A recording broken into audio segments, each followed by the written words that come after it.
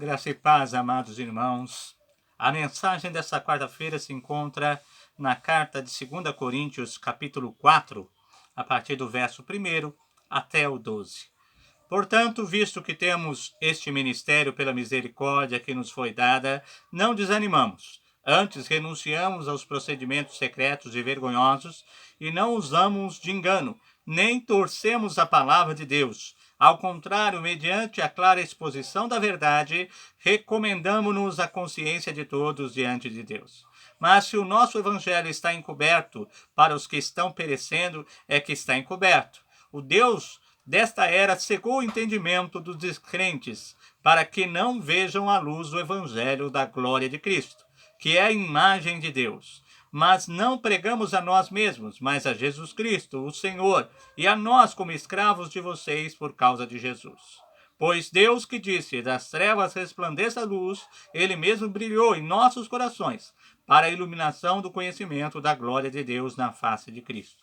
Mas temos esse tesouro em vaso de barro, para mostrar que este poder que a tudo excede provém de Deus, e não de nós. De todos os lados somos pressionados, mas não desanimamos. Ficamos perplexos, mas não desesperados. Somos perseguidos, mas não abandonados. Abatidos, mas não destruídos. Trazemos sempre em nosso corpo o morrer de Jesus, para que a vida de Jesus também seja revelada em nosso corpo. Pois nós que estamos vivos somos sempre entregues à morte por amor a Jesus, para que a sua vida também se manifeste em nosso corpo mortal, de modo que em nós atua a morte, mas em vocês a vida. Amém, queridos. Essa palavra maravilhosa que o apóstolo Paulo traz aqui na sua segunda carta aos irmãos de Corinto, na Grécia, traz uma defesa do seu evangelho, porque os irmãos ali estavam contestando o seu apostolado, contestando a sua autoridade à frente daquela amada igreja. Nós vemos que o apóstolo Paulo, como na maioria das suas cartas e viagens missionárias, estava enfrentando inúmeros problemas. Mas nós queremos nessa noite lembrar a cada um dos irmãos que não existe na história da humanidade um povo que foi mais perseguido, que foi mais humilhado, que foi mais injustiçado do que o povo cristão. Há mais de 2000 anos, depois do sacrifício do nosso Senhor Jesus, da sua vitória na ressurreição, há mais de 2000 anos, esse povo vem sido perseguido, atacado pela fúria do inferno e por homens que infelizmente estão escravizados pelo pecado e cegos espiritualmente. Então esse povo, seguidores do Senhor e Salvador, seguidores do Deus da vida, passam por inúmeras batalhas e lutas. Esta é a vida dos seguidores de Cristo. Enfrentarmos lutas e batalhas. Enfrentarmos guerra. Nenhum outro povo, nenhum seguidor de uma vã religião passou ou enfrentou o que o povo cristão enfrentou em sua história. E por quê? Mesmo diante de tantos ataques, por que a Igreja de Cristo continua de pé? Porque o Evangelho continua sendo pregado? Porque vidas continuam sendo transformadas? Porque vale a pena continuar a viver a Cristo, a pregar a Cristo? É isso que o apóstolo Paulo diz aqui na sua segunda carta. Não importa o quanto vocês me ataquem, não importa o quanto vocês me desprezem, nada do que eu sofra, nada o que eu enfrente pode me fazer voltar atrás, pode me fazer desistir de cumprir o meu ministério, que é pregar e viver o Evangelho. Mas por que, amados irmãos? Nós temos alguns princípios importantes para extrair desse texto. Por quê? Porque o Evangelho é a fonte da nossa força. Aqui diz o apóstolo Paulo: portanto, visto que temos este ministério, que é a pregação do evangelho, pela misericórdia que nos foi dada, não desanimamos. O evangelho é tão poderoso, é o poder de Deus para a salvação de todo aquele que nele crê, que fortalece aquele que vive este evangelho. Aquele que prega, aquele que obedece, aquele que ensina o evangelho, é também fortalecido pelo evangelho. O evangelho, o poder da palavra de Deus em nós, da palavra viva, o rema de Deus, a palavra encarnada, o verbo vivo dentro de nós, nos fortalece e nos renova a cada dia. Por isso o apóstolo Paulo diz: não adianta vocês me atacarem, me desprezarem, porque o que me dá força para prosseguir para o alvo é o evangelho. Aleluia, meus amados irmãos. E também o evangelho, diz aqui o apóstolo Paulo, mesmo sendo contestado, sendo chamado de um falso apóstolo, ele diz: não, o evangelho, aquele que vive do evangelho, aquele que prega o evangelho, sabe que o evangelho é fonte de retidão. Por isso ele diz: antes renunciamos aos procedimentos secretos e vergonhosos, não usamos de engano, nem torcemos a palavra de Deus. Nesses últimos tempos de pandemia, nós vemos os olhos entristecidos desses líderes, dessas igrejas, entre aspas, que pregam a prosperidade que não é bíblica, que pregam sobre a cura, o dom da cura, de uma maneira exacerbada, dizendo que Deus vai curar a todos, que eles têm o poder, detêm o poder para curar. E vemos todos esses que deturpam a palavra de Deus usando máscaras e luvas, não sabendo aonde colocar a cara. Eles não estão seguindo, eles não servem o verdadeiro evangelho. O verdadeiro evangelho é fonte de retidão. Aquele que prega e vive o evangelho, vive uma vida reta. Não distorce a palavra de Deus para benefício próprio. Pelo contrário, ele vive intensamente a palavra de Deus.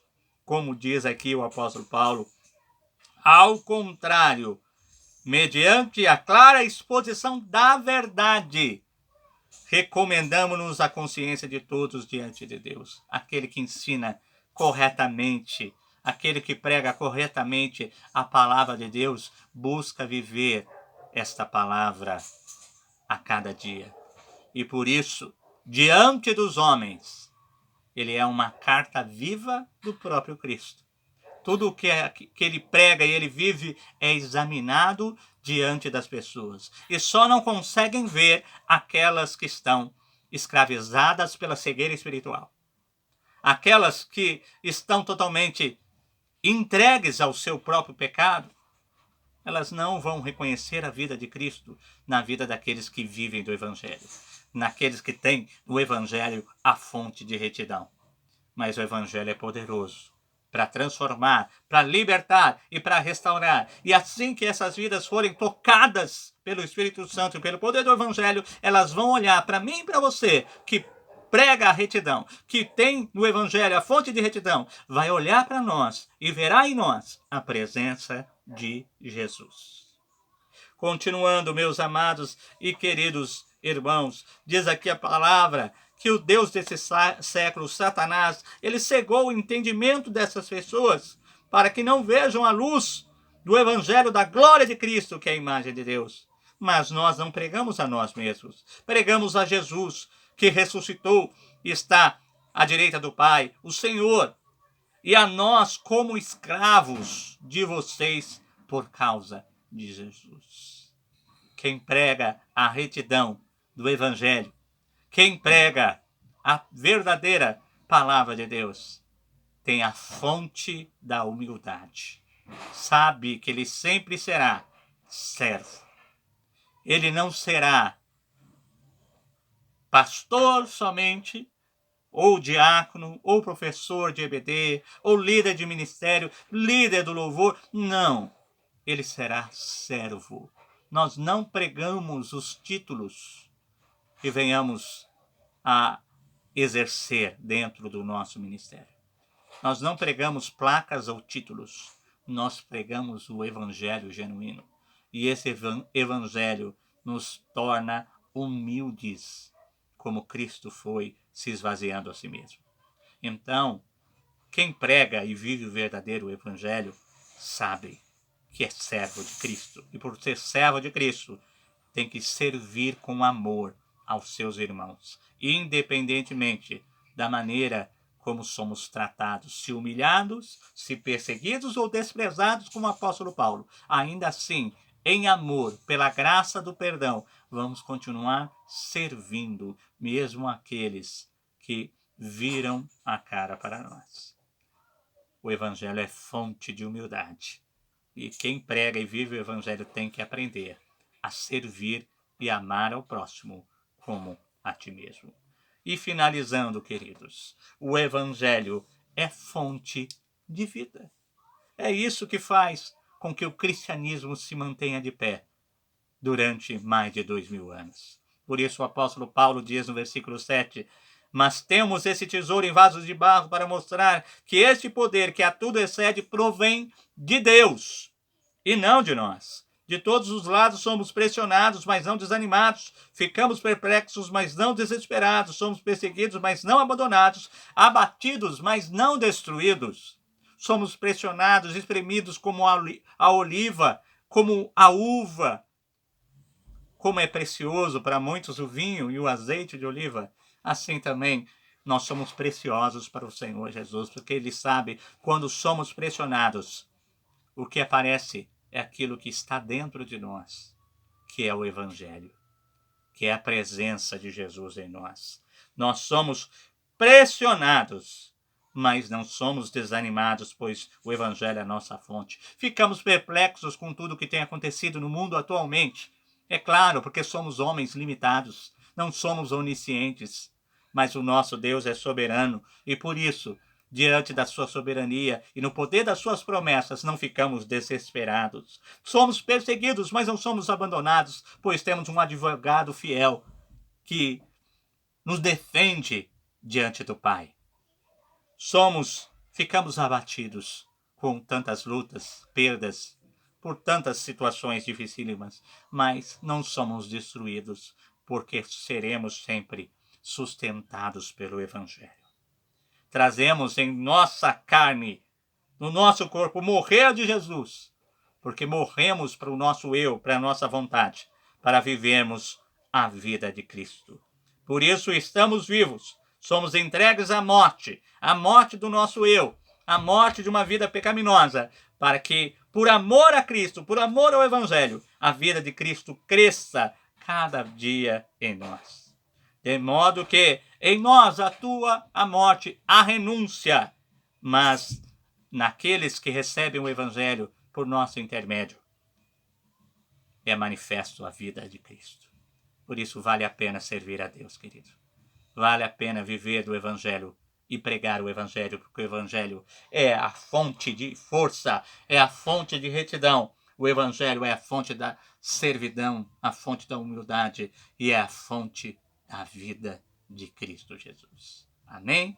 Que Deus abençoe a todos em nome de Jesus.